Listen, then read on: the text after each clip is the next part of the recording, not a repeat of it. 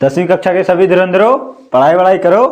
आज भाई देखो समांतर श्रेणी का कुछ क्वेश्चन बता चुके हैं पहले वीडियो में, और आज 6-6 नंबर, 4-4 नंबर, 2-2 नंबर से जो भी क्वेश्चन आ सकते हैं इस चैप्टर से वो जा रहे हैं बताने। ठीक है, तो आते हैं अपने पहले सवाल पे। पहला सवाल क्या कह रहा है, 3 अंकों वाली कितनी संख्याएं 7 से विभाज्य हैं। तो ये देखो भाई, ऐसा हो सकता है ये क्वेश्चन आएगा तो 6 नंबर में आएगा या 4 नंबर में आएगा। ठीक है, तो अब बताओ तुम 3 अंक की ऐसी संख्याएं बताओ जो कि 7 से कट जाए। विभाज्य होने का मतलब कट जाए। तो आओ सोचते हैं, सोचो 3 अंक की होनी चाहिए संख्या जो 7 से कटे। 14, 7, 21 ये सब नहीं लेना है, 3 अंक का होना चाहिए। तो सोचो पहला संख्या ऐसा क्या हो सकता है। तो चलो हम मानते हैं, मान लेते हैं 100 से स्टार्ट करते हैं। ठीक है, 100 से 7 से भाग दे के देखते हैं कटता है कि नहीं। 7 एकम 7, 10 3 30 आएगा, 7 चौक 28, 2 शेषफल 2 बच रहा है भाई। 100 तो 7 से कटेगा नहीं। 100 क्यों लिए, क्योंकि 100 3 अंक की संख्या है। उससे पहले आएंगे तो सभी 2 अंक की संख्याएं होंगी, इसीलिए 3 अंक का पहला संख्या हम 100 ले लिए। ठीक है, तो अब देखो ये 7 से कट नहीं रहा है, शेषफल 2 बच रहा है ना। मतलब कि अगर इसमें 5 शेषफल, अगर 7 बचता तो हो जाता ना। अगर इसमें हम 5 जोड़ दे, 5 सोच के देखो, अगर 101 लेंगे तो शेषफल 3 बचेगा, 104 लेंगे तो शेषफल 4 बचेगा, अरे 102 लेंगे तो शेषफल 4 बचेगा, अगर 103 लेंगे तो शेषफल 5 बचने लगेगा ना। सोचो 104 लेंगे तो शेषफल कितना बचेगा, फिर 6 बचेगा ना। अगर 105 ले लिए तब क्या होगा, तब शेषफल नहीं बचेगा। सोच के देखो, अगर 105 ले लिए तब क्या होगा, काटो 7 से, 7 एकम 7 होगा, 10 में से 3 बचेगा, 7 जाएगा 3 बचेगा। तो यहाँ 0 नहीं है, 5 है, 5 उतरेगा। अब 7 के पावर में 35 आता है 5 बार में ना, 7 × 5 = 35 हो जाएगा, मतलब शेषफल नहीं बचेगा।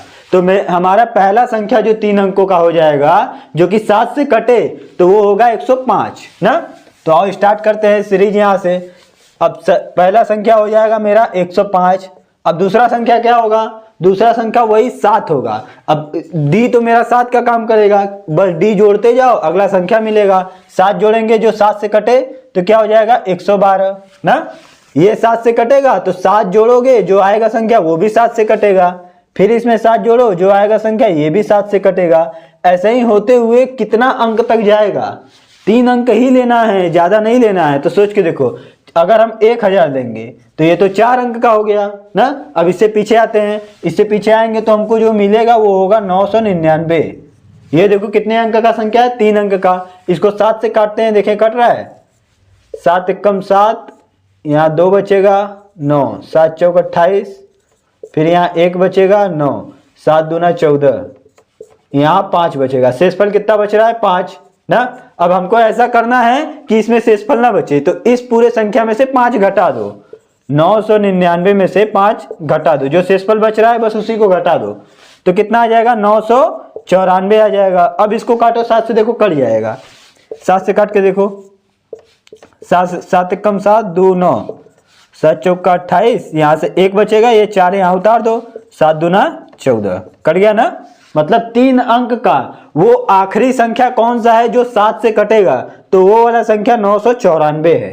ठीक है, तो ये हमारा हो जाएगा 3 अंकों की ये आखिरी संख्या है जो कि 7 से कटेगा। ठीक है, अब हमको निकालना, पहले तो हम सभी संख्या निकाल लिए 3 अंकों का जो कि 7 से कट जाए। अब इससे ज्यादा कोई संख्या नहीं होगा जो 7 से कटे और 3 अंक का हो। ठीक है, वो सभी संख्या हम लिख लिए हैं। अब पूछ रहा है कि कितनी संख्याएं होंगी। अब हमको तो पता नहीं है, गिनेंगे थोड़ी इतना, तो हम लगाएंगे समांतर श्रेणी का फार्मूला ना।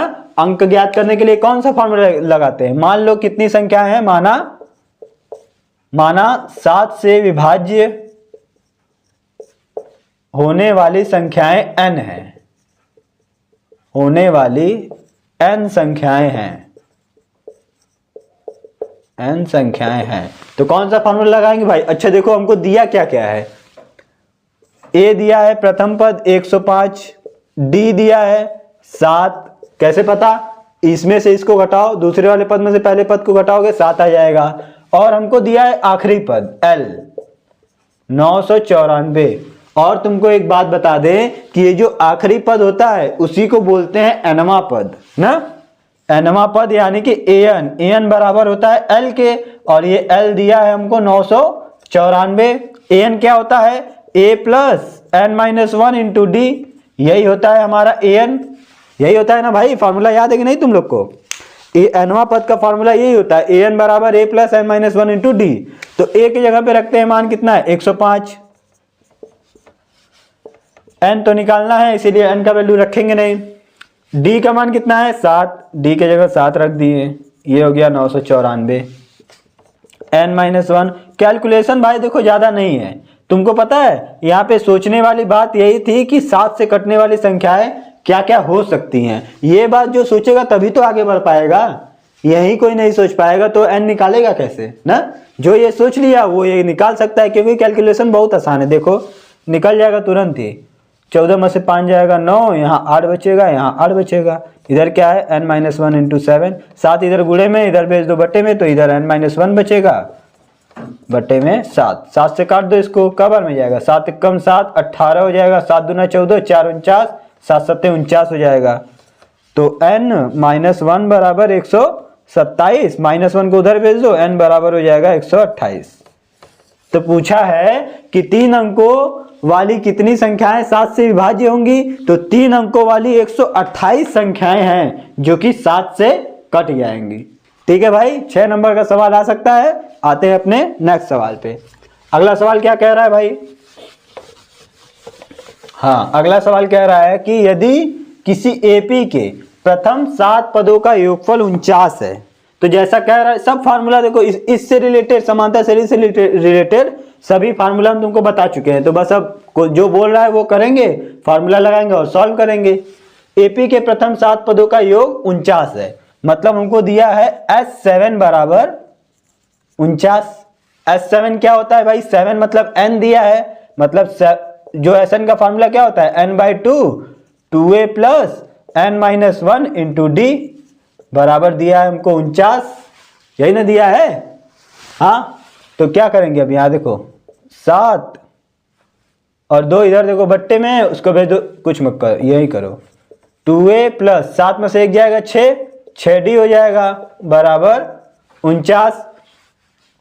अब देखो क्या होगा 7/2, यहां से 2 कॉमन ले लो तो गुणे 2 हो जाएगा, a प्लस 3d बराबर 49। 2 से काटेंगे, ये बचेगा यहाँ 7, इधर भेज दो बटे में चला जाएगा, a प्लस 3d बराबर 49 बटे 7, कटेगा 7 सत्ते 49, a प्लस 3d बराबर आ जाएगा 7। समीकरण 1 मान लो इसको।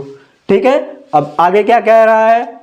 और प्रथम 17 पदों का योगफल 289 है, तो इसके प्रथम n पदों का योगफल ज्ञात कीजिए। अच्छा भाई सोचोगे हम तो तुरंत करने लगे क्योंकि हमको पता है कि करना क्या है, लेकिन तुम लोग क्वेश्चन पढ़ोगे तो कैसे समझो कि अरे करना क्या है? हमको तो मान लो पता है कि हम करना क्या है, इसीलिए हम करने लगे तुरंत, है ना।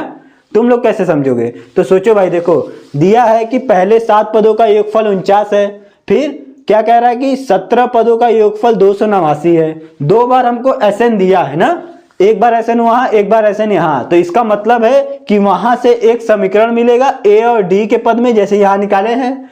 फिर दूसरी बात से हमको एक समीकरण मिलेगा, वो भी a और d के पद में होगा। मतलब इन दोनों समीकरण को सॉल्व करेंगे, a और d निकालेंगे।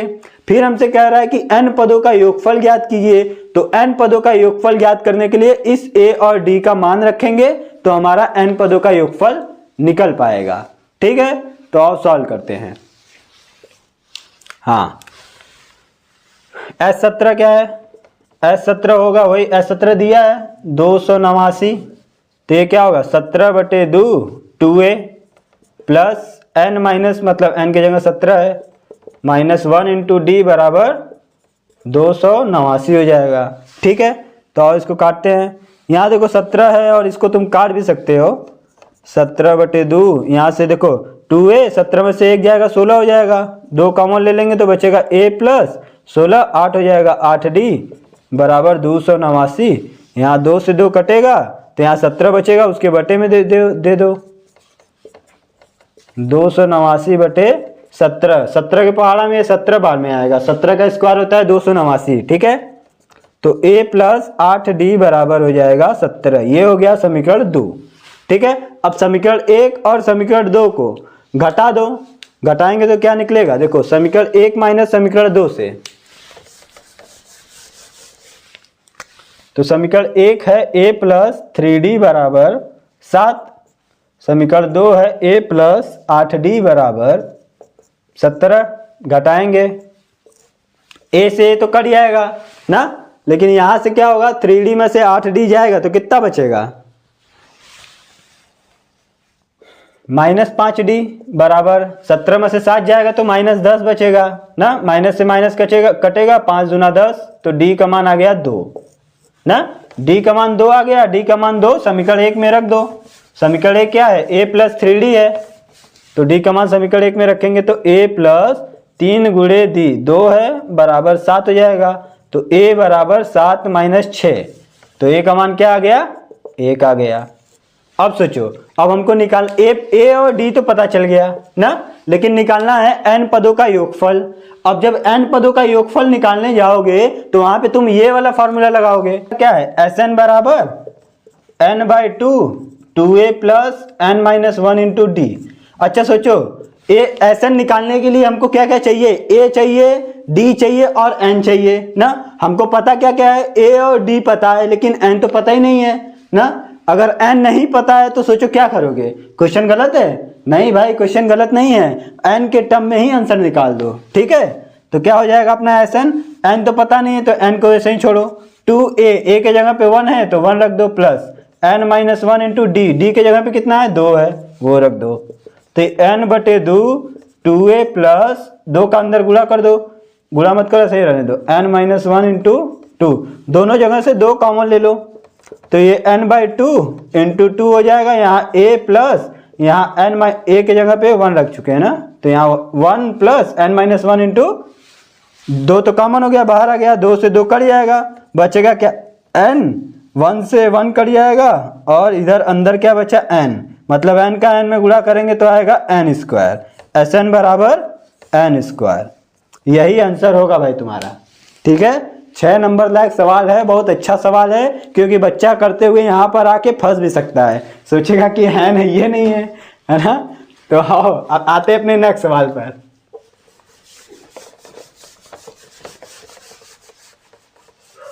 अगला सवाल क्या कह रहा है भाई, समांतर श्रेणी इतना का कौन सा पद -81 है, क्या इस समांतर श्रेणी का कोई पद 0 होगा।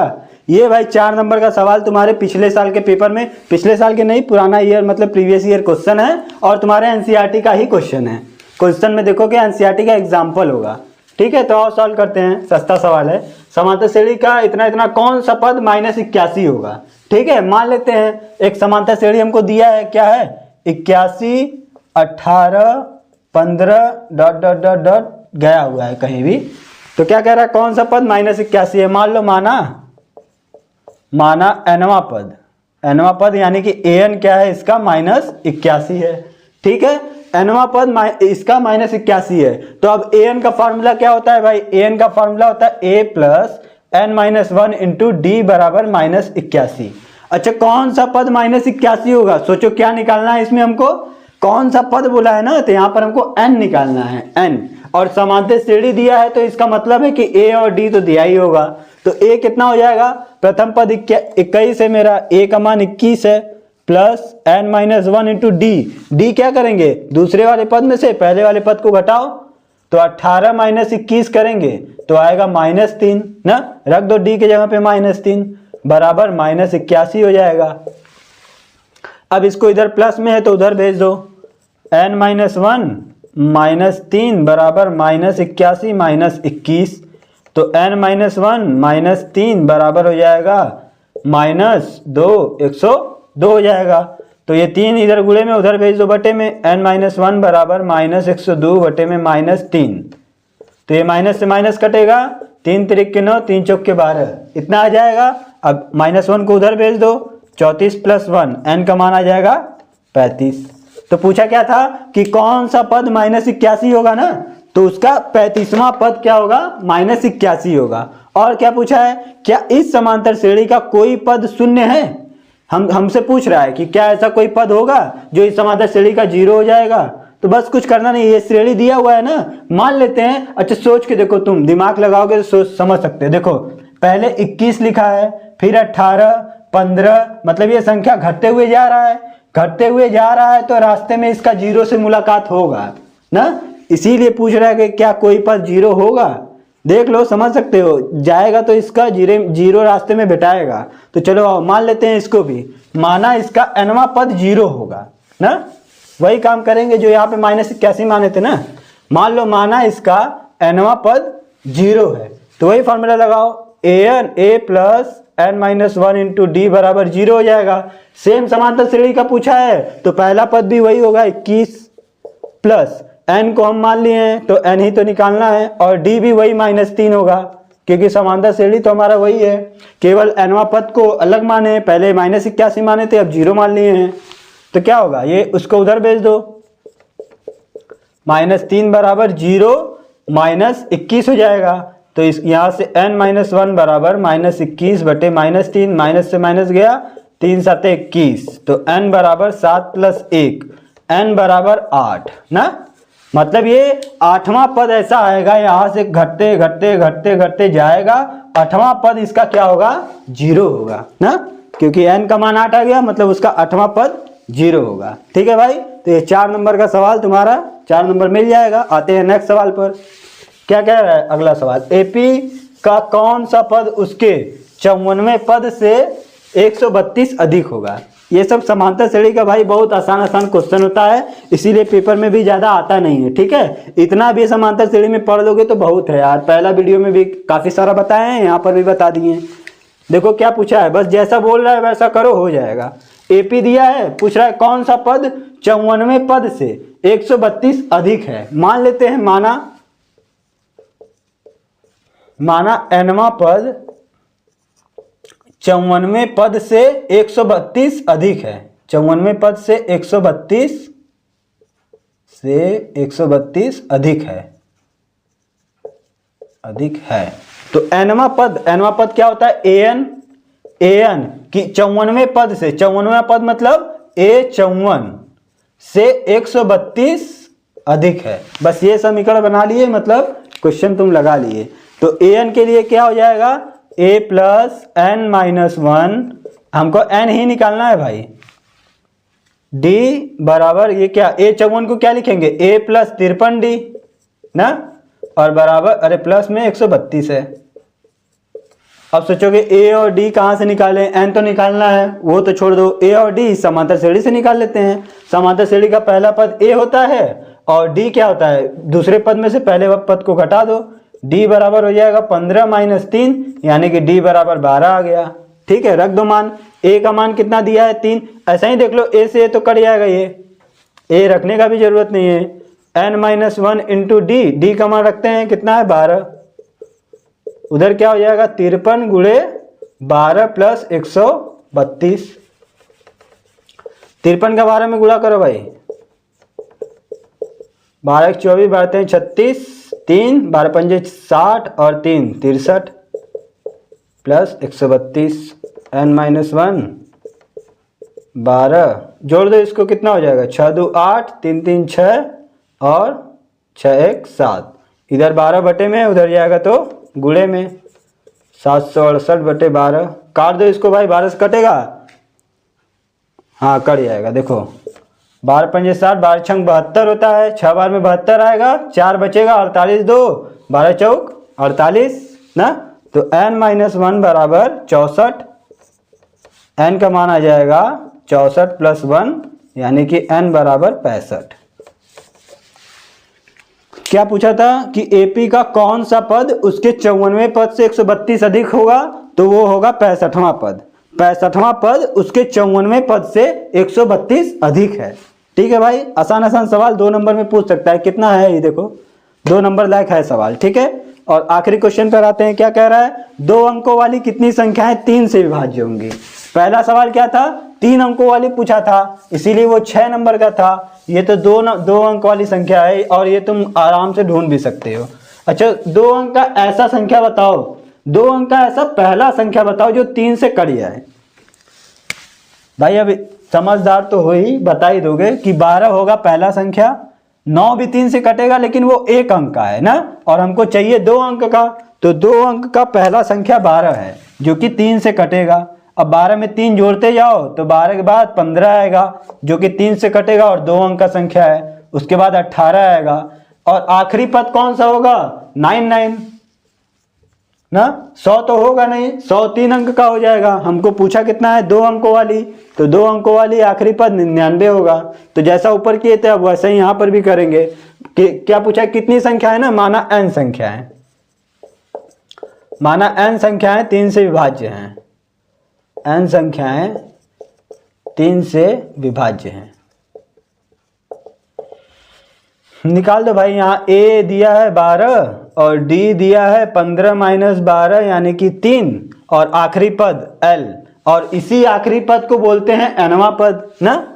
nवां पद क्या है, an बराबर आखिरी पद l, आखिरी पद कितना है 99, और an का फॉर्मूला क्या होता है, an को क्या लिखते हैं हम, a plus n-1 into D, बराबर कितना दिया है 99 दिया है। a का मान कितना है भाई 12 है, प्लस n-1 इंटू डी का मान कितना है 3 है, बराबर 99। तो n-1 इंटू 3 बराबर 99 - 12, n-1 इंटू 3 बराबर, घटा दो भाई, 9 में से 2 जाएगा 7, 9 में से 1 जाएगा 8, 3 से अब डिवाइड कर दो, n-1 बराबर 87/3, काट दो कितना आएगा, 3 दूना 6, 3 नवा 27, n बराबर 29 प्लस 1, n बराबर 30। मतलब 2 अंकों की ऐसी 30 संख्याएं हैं जो कि 3 से विभाज्य है। ठीक है भाई, तो ये था हमारा समांतर श्रेणी का पूरा क्वेश्चन। अगर इतना भी पढ़ लोगे तो भाई समांतर श्रेणी का 5 से 6 नंबर का क्वेश्चन आएगा और तुमको 6 नंबर इतने से ही मिल जाएगा। ठीक है, अब मिलते हैं अपने नेक्स्ट वीडियो में।